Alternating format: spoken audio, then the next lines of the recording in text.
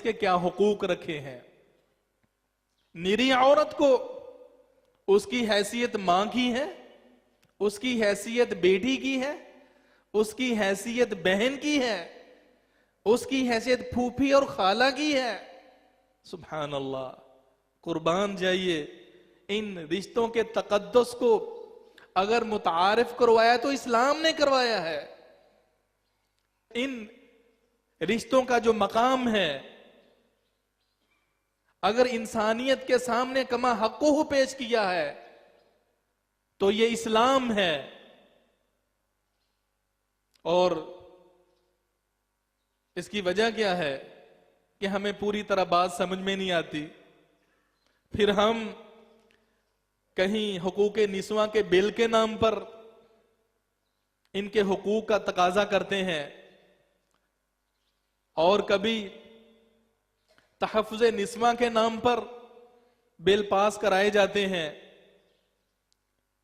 اور کبھی عورتوں کے حقوق کی علمبردار جو تنظیمیں ہیں مغرب کو بطور مثال ہمارے سامنے پیش کرتے ہیں، اس کی چمک دمک، اس کا عروج اور ظاہری ترقی تو انہیں نظر آتی ہے، لیکن اس معاشرے کے اندر جو گند، تعفن اور بنی نوع انسان کے قتل کے جو وافر اور اس کی تباہی کے جو وافر ذرائع اور اسباب پائے جاتے ہیں، اس معاشرے کے اندر ان کا ہم تصور بھی نہیں کر سکتے۔ یہ عورت جو ہم ان کو دیکھ کر اس کے لیے بل پاس کرواتے ہیں اور مختلف تنظیمیں بنتی ہیں، حقیقت میں ہمیں درک نہیں ہے کہ اس معاشرے میں عورت کے ساتھ ہو کیا رہا ہے۔ وہاں ہر 4 عورتوں میں سے ایک عورت غیر مرد کی وحشیانہ حرکتوں کا شکار ہوتی ہے۔ شادی شدہ ہے تو ہر 4 میں سے ایک عورت خاوند کے ہاتھ تشدد کا، بلکہ اس کے ہاتھوں مقتول ہوتی ہے۔ تحفظ نسواں کے نام پر، عورت کی عصمت و آبرو کے نام پر، اس کے حقوق کی علمبرداریں جو مغرب میں تنظیمیں ہیں، یہ سب کچھ کیوں ہو رہا ہے؟ چونکہ وہاں نہ عورت کی ناموس اور عزت محفوظ ہے، نہ عورت کا رشتہ محفوظ ہے، نہ عورت کا مقام محفوظ ہے، نہ عورت کی ان کی نگاہوں میں کوئی قدر ہے۔ وہ تو اسے اپنی شہوت رانی کا ایک ذریعہ سمجھتے ہیں۔ ان کے ہاتھوں میں تو پیار محبت کی ایک گڑیا ہے، جب چاہا اپنی خواہشات کے بلبوتے پر نچایا، جب چاہا استعمال کر کے ٹیشو کی مانند اس کو پھینک دیا۔ اس عورت کا اس معاشرے میں یہی ایک مقام ہے۔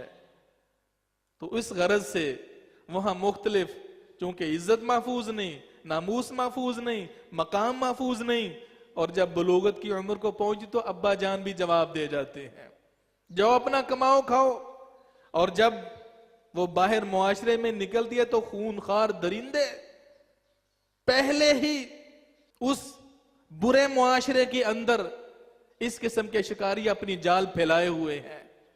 اب وہ روزگار کیسے مہیا کرتی ہے؟ کسی شخص سے، میرے بھائیوں، یہ بات اوجھل نہیں ہے۔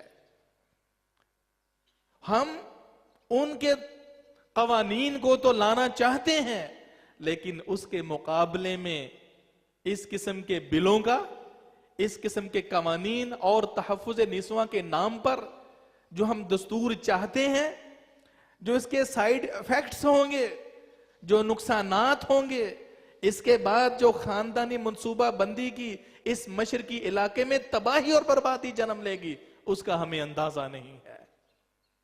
اللہ عز و جل ہمیں سمجھنے کی توفیق عطا فرمائے۔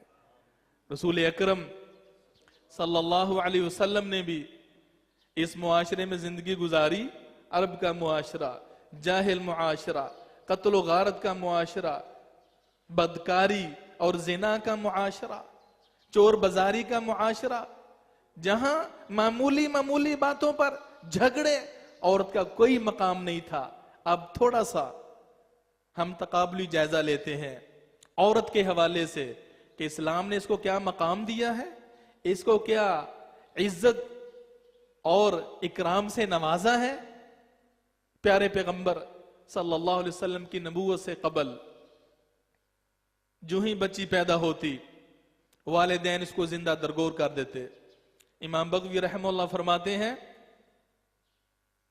اگر تو وہ اس بچی کو زندہ رکھنا چاہتے تو پھر اس کو اونی جبہ پہنا کر اونٹوں کے ریوڑ میں دور دراز پہنچا دیتے تاکہ عام معاشرے کی نظروں سے اوجر رہے, لوگ طعنہ نہ دیں کہ یہ فلاں کی بیٹی چل پھر رہی ہے. اور اگر اس کے مقدر میں زندگی نہ ہوتی تو وہی باپ اس کو کپڑے پہنا کر جنگل میں لے جاتا اور زندہ اس بیٹی اپنے لختے جگر کو زندہ درگور کر دیتا.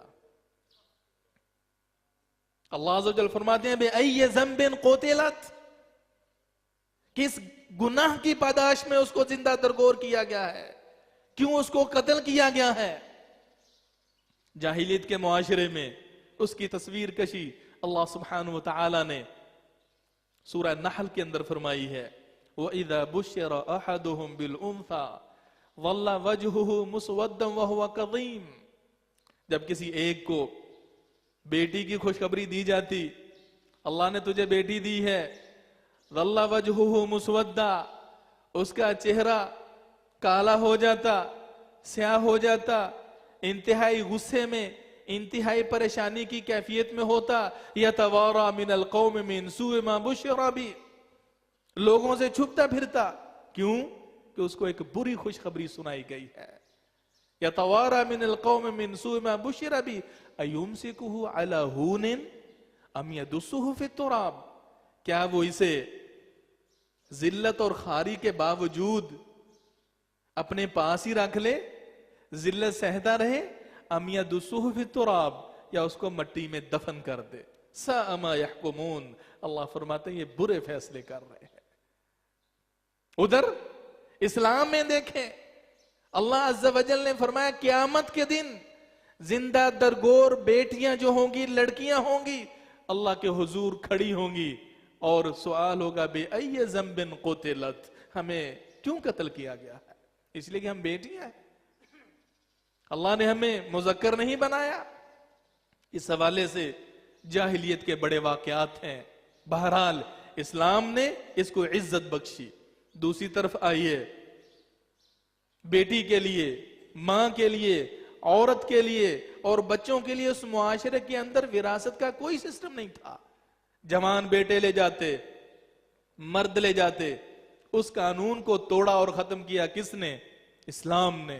آج بھی دیکھیں یورپ کے اندر وراثت کا سسٹم نہیں ہے, خاندانی نظام نہیں ہے. اللہ سبحانہ وتعالی نے فرمایا للرجال نصیب مما ترک الوالدان والاقربون وللنساء نصیب مما ترک الوالدان والاقربون مما قل او کثر نصیبا مفروضا. مردوں کے لیے جو ان کے والدین نے چھوڑا یا قریبی رشتہ داروں نے چھوڑا ان کا حصہ ہے. اسی طرح عورتوں کے لیے بھی ان کے والدین یا اقربا نے جو کچھ چھوڑا ہے ان کے بھی شریعت نے حصہ رکھا ہے, وہ مال تھوڑا ہو یا زیادہ ہو. اللہ سبحانہ وتعالی نے اسی طرح قرآن مجید کے اندر ایک جاہلیت کی اور بری حرکت, اس کی نشاندہی کی. الحمدللہ وہ اسلام میں یہ تصور نہیں ہے. وہ کیا ہے؟ وہ ستیلی ماں کا مقدس رشتہ ہے. جاہلیت میں اس کی پامالی ہوا کرتی تھی. وہ کیسے؟ باپ کی منکوحہ سے بعد میں بیٹا چاہتا تو شادی کر لیتا, اس کو اپنے نکاح میں لے آتا. اللہ سبحانہ وتعالی نے اس اسلام کی نعمت کی بنیاد پر اس جاہلیت کی بری رسم کا کلا کما کیا اور فرمایا وَلَا تَنْكِحُ مَا نَكَحَ آبَاؤُكُم مِّنَ النِّسَاءِ إِلَّا مَا قَدْ سَلَفَ. اب جو جاہلیت میں ہو چکا سو ہو چکا. جو تمہارے باپوں کی منکوحہ عورت ہے اس سے مت شادی کرنا. اپنی سوتیلی ماں سے تم شادی نہیں کر سکتے.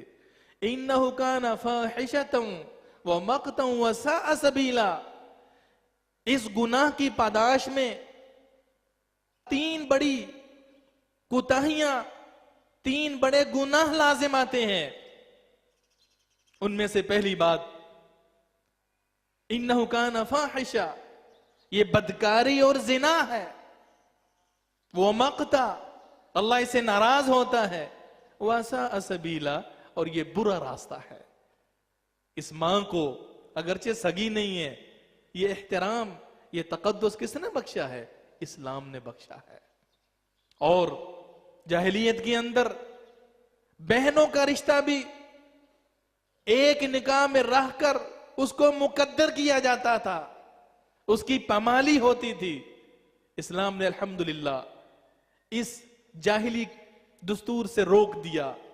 فرمایا وَأَن تَجْمَعُوا بَيْنَ الْأُخْتَيْنِ إِلَّا مَا قَدْ سَلَفَ. اور یہ کہ تم 2 بہنوں کو جمع کرو الا کہ جو کچھ جاہلیت میں ہو چکا. یہ ایسا مقدس دستور ہے کہ جس کی وجہ سے 2 بہنوں کے جذبات آپس میں مجروح نہیں ہوتے. ایک شوہر کے عقد میں بیک وقت 2 بہنوں کی نکاح کی حرمت کا اعلان کس نے کیا؟ اسلام نے کیا ہے.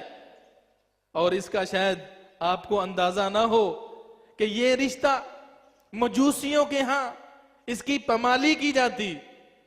ان کی تاریخ بڑی ہے، ان کے ہاں محرمات کا کوئی اس حوالے سے احترام نہیں. وہ کہتے ہیں شادی جس سے بھی ہو جائے، ماں سے شادی، بیٹی سے شادی، بہن سے، پھوپھی سے، خالہ سے، ہر قسم کی عورت سے ان کا نکاح جائز ہے. اور ان رشتوں کے تقدس کو بحال کس نے کیا؟ اسلام نے کیا ہے. رسول اکرم صلی اللہ علیہ وسلم نے تو یہاں تک کہ قرآن میں تو 2 بہنوں کو بیک وقت نکاح میں لانے کی نفی کی ہے، منع کیا ہے.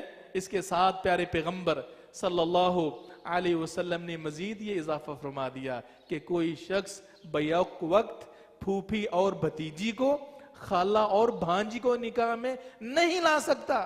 عند اللہ، اسلام میں یہ حرام ہے، ناجائز ہے یہ. اور پھر عورت